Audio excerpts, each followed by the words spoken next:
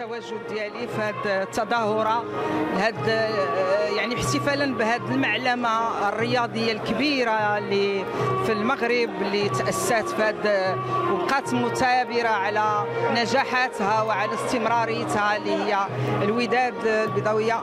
وانا بنت المدينه القديمه وما كنساش جذوري وما كنساش اصلي، لان احنا حقيقه احنا كنا مغاربه وكاع الرياضيين كنبغيهم وكنعزهم، وكان كاع كل من كيأدي واحد كيضيف واحد القيمه للبلاد يعني احنا كنحبوه.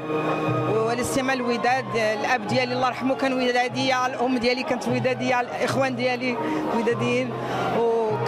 كنشكر هذا السي بن جلون اللي حافظ على هذه الاصاله وعلى هذا التراث يعني الرياضي اللي ما نبغيوش يضيع، ما نبغيوش يندثر، لان ناس اللي حقيقه شهداء الرياضه اللي ماتوا اللي ضحاوا من اجل الرياضه بعد ما كانتش الظروف يعني الماديه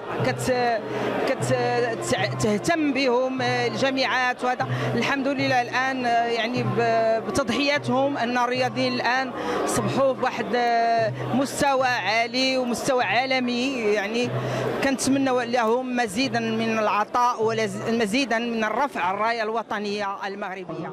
وشكرا.